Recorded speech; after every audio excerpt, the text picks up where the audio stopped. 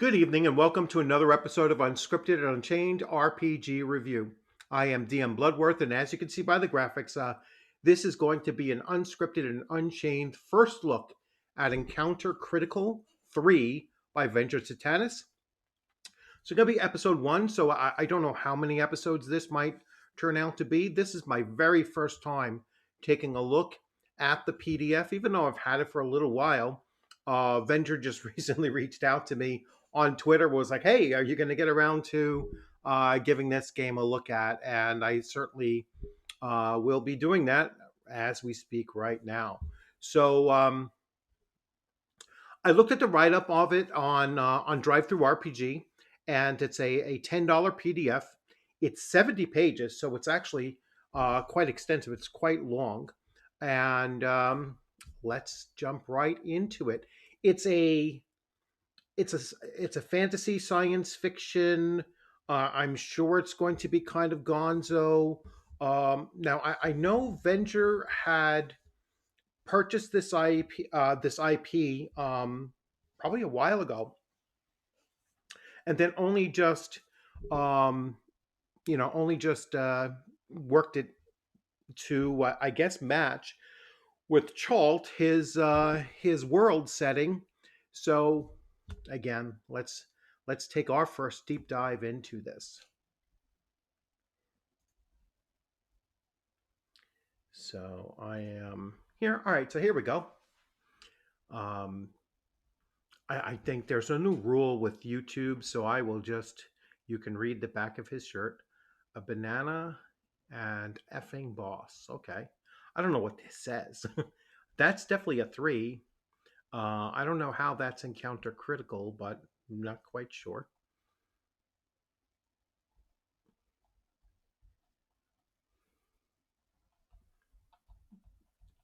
Encounter critical.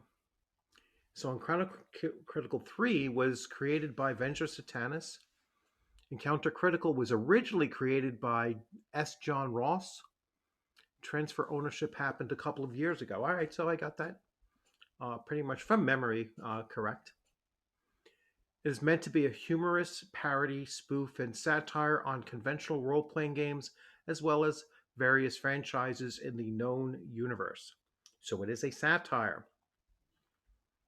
Interior art is done by both humans and um, Venger with Midjourney AI. So combination of both human art and AI art.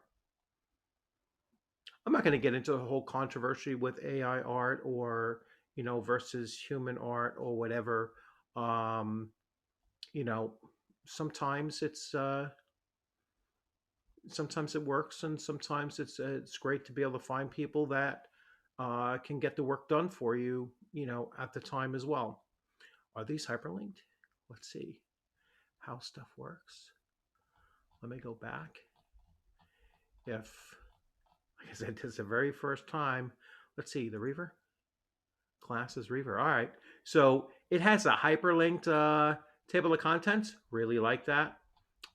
Makes it nice and quick to jump in and and go to what you're actually looking for. If you are actually using the if you are actually using the digital to run your games, that's a nice thing to have there. So let's see. Let's go forward. All right. So forward is by Venger, I guess. Yes. So I love the encounter critical the moment I laid eyes on it, and so on. I'm not going to spend any time with this. Sorry, Venger. I am going to go right into it.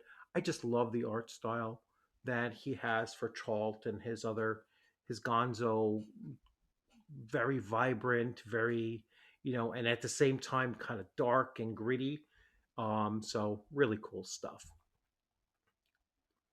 How stuff works. All right, let's see if we can glean from this.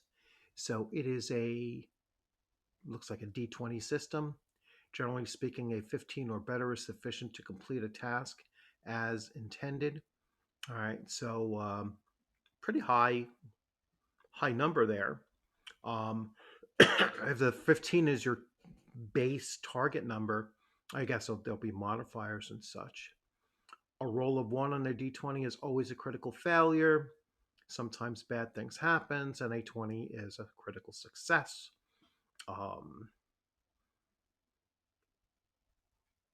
Divine Favor.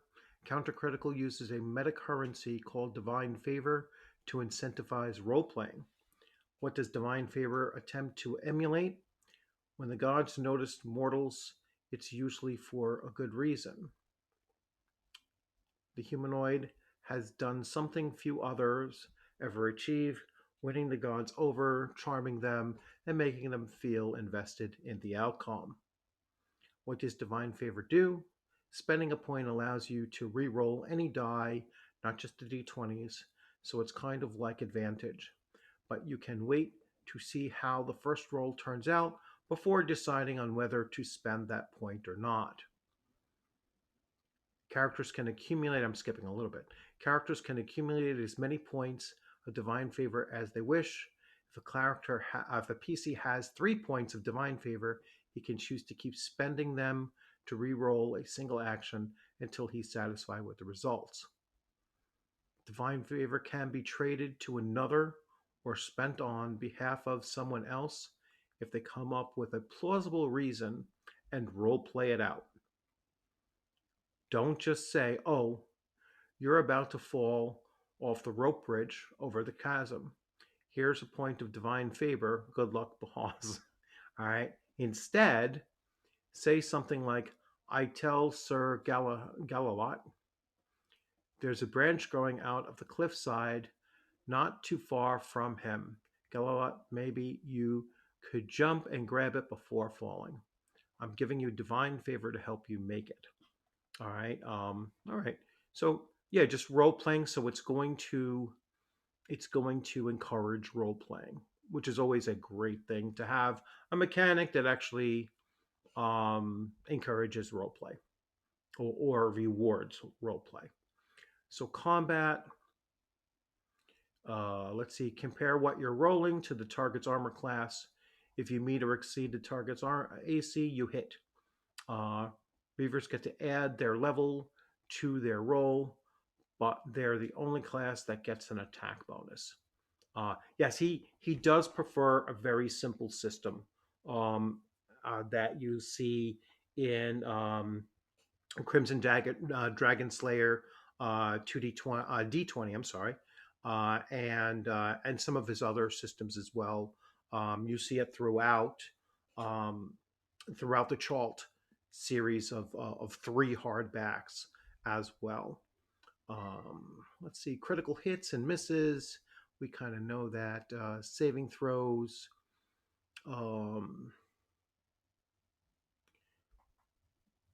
For example, a first level PC will have a 19 plus saving throw. If a roll of 19 or 20 is rolled, the PC is successful. A third level PC saving throw would be a 17 plus. Similarly, a monster having 5 hit dice, its saving throw would be a 15 plus. So yeah, basically your level reduces the target number that you have to roll, making it easier. And the target rolls start, technically from 20 on down, but a first level character would have a 19 or better. So hard to make saving throws here. Conan. Initiative. The GM rolls a die just bigger than the number of the PCs engaged in the combat for monsters, recording that one on a piece of paper. Let's see. Once a conflict is broken down into physical violence, the game master should call for initiative. The GM rolls a die just bigger than the number of PCs engaged in the battle for monsters, recording that on a piece of paper. If a 1 is rolled, the monsters go first. If the top number is rolled, the monsters go last. If the number in between is rolled, simply write down so that you can figure out where the PCs fit in. Then the GM asks the players who wants to go first, second, third, and fourth. All right, so you're using a die roll. Let's say you have 5-player characters. So you would be rolling a d6 or a d8. You would have to roll a d8, I think. I don't know. The first look, and I'm sure Venger will jump in. This is just trying to piece it through. Rolls a die just bigger than the number of PCs engaged in the battle. Um, you might have to be a little bit bigger than that. It's got to be a D8. If you have 5-player characters, it's got to be a D8 because there isn't a D7. You need to have room for, if you had 5, you would use a D6 and then a 1. Then you would have characters 2, 3, 4, 5, and 6. Yeah, you run out. So you'd need to roll like a D8. Or technically a D7 for 5-player characters. All right, let's move on. Death is not an end. Dust settles, blood pools, ravenous flesh, hungry insects prepare to feast. Your character is dead, or is he? I guess you roll this. A D12. Was closed at some point in a recent past, and now that clone is activated, and we go all the way to the great man Douglas Adams once wrote, "Time is an illusion, lunchtime doubly so." I don't know how that's going to play in.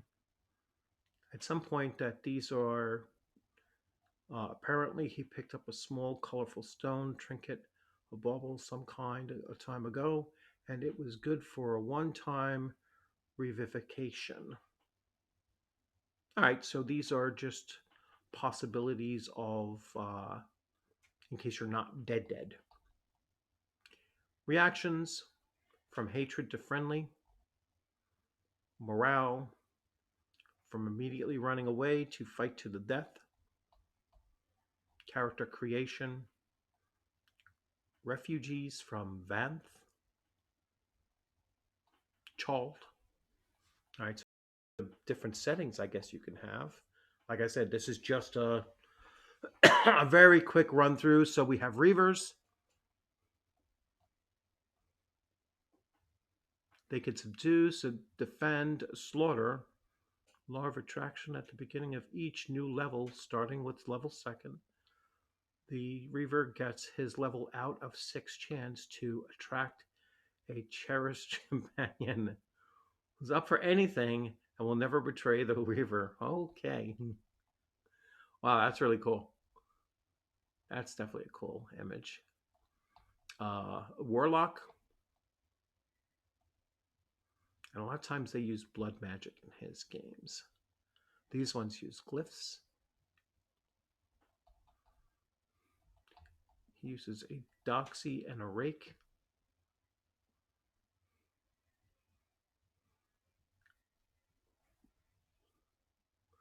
All right, so doxies are female prostitutes and rakes are male prostitutes. A pioneer, a criminal, a Psy Witch, a Psy Knight.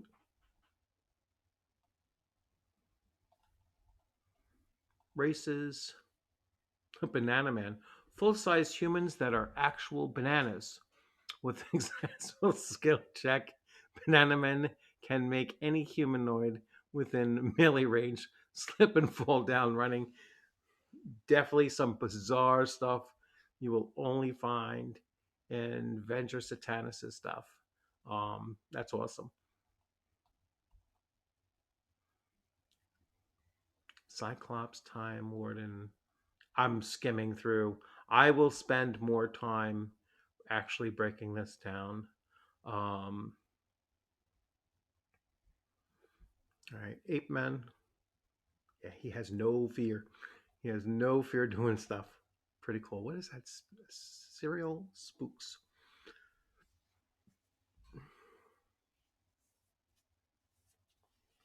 Okay, so you can play Count Chocula, Frankenberry, and Blueberry. Racial hybrids. The Outsider. Mutations. Well, lots of mutations. D100 mutations. Okay. Seventh Heaven.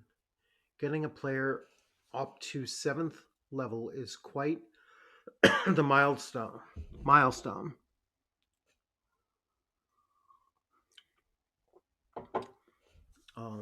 Yeah, Uncharted, it probably is very, very brutal to survive the perils of Chalt and get to level 7. Backgrounds. Role-playing inspiration. So you have alignment. Very, very simple. Law, chaos, neutral, or unaligned. Cosmology, your appearance is a role-playing factor or inspiration. Your drive, your relationships. So yeah, real big focus on role-playing here, which is a good thing to see. Sleaze factor. If you want your game to resemble a late-night premium cable cult classic movie full of sex, violence, and tentacles, glistening with radioactive violet demon slime, then you're going to want to incentivize eroticism, lewdness, and sexual activity. And so you will have this sleaze factor.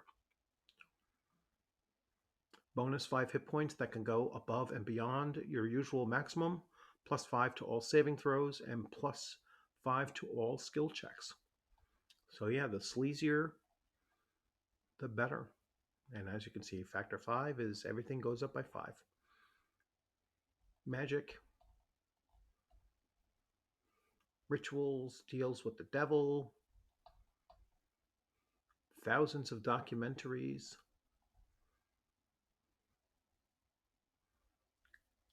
The Guild Alliance was formed by an engineer boom in Chalt Tourism and Trade.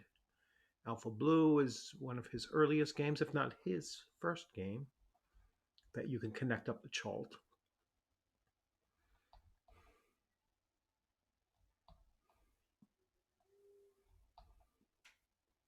The character sheet. Oh, you put all of these things in there for... So you put alignment, cosmology, look, and anything noteworthy, drive, relationship, obsessions, obligations, duties, and responsibilities, flaws and weaknesses, recent past, model mantra and catchphrase, reputation, turn-ons, belongings, and miscellaneous. Just level HP and AC. Divine favor and how much you had and how much you spent. Pretty cool stuff. Planetary development, the scenario that comes with the RPG. So we're at 43 pages in. So we had about 42 pages of, well, maybe slightly less. I didn't count off the full art pages. Character sheet. Now I'm going to skim over the adventure very quickly. Let's see what we get to. Actually, let's go this way. Let's go back to this here.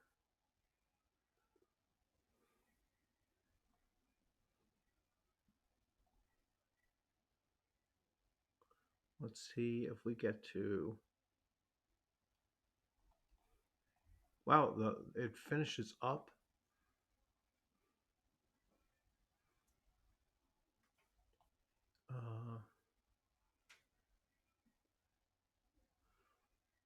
Cabin Rumors. Yeah, it finishes up. From 41 to 67 is an adventure. It appears to be an adventure, so I don't want to spoil that. Let's just look at the insults. Is this part of the adventure? Yeah, I would say it is. So I don't want to ruin that for you. This is how I will show this block here. So This is all a character block looks like in this game. All right, so you just have the HP, the AC, and the save necessary, the number of HD, attack bonuses, if any, number of attacks, and damage, 3d6. So just the damage type, and if there's any specials and treasures, and that's it.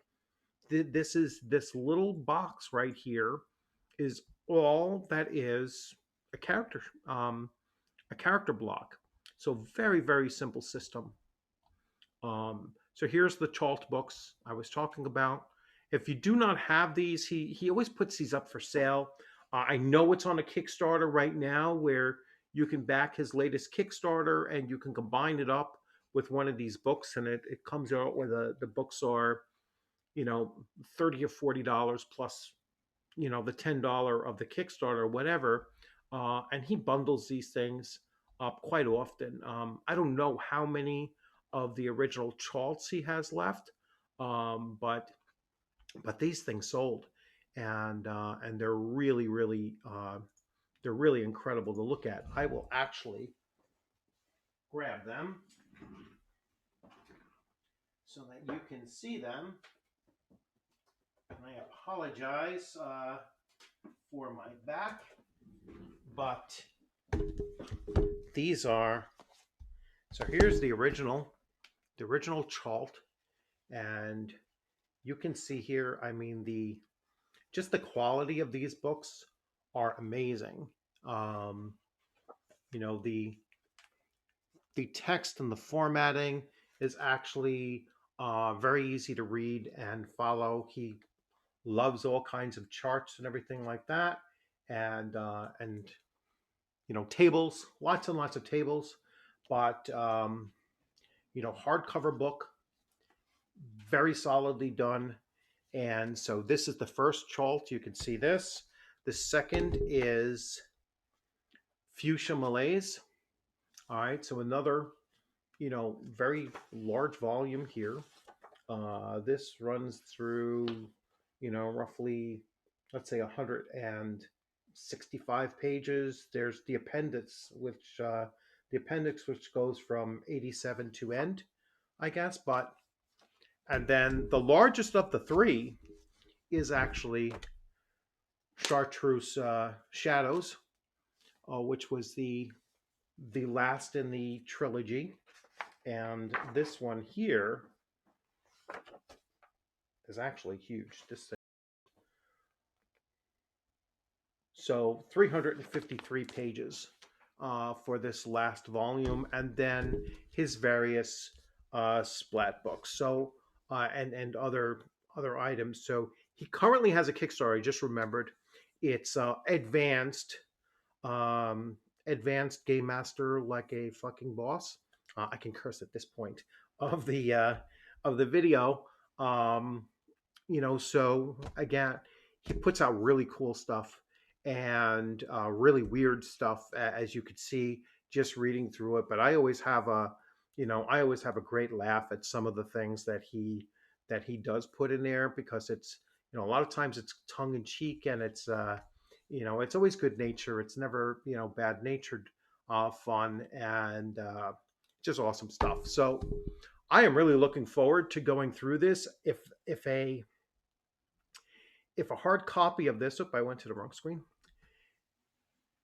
I am definitely going to pick up the hard copy of a 70-page booklet. You could see how much color and everything is in that. So to actually print a PDF, a 70-page PDF with that much color saturation and everything in there, I'd rather spend whatever it would cost to get a soft cover copy of it.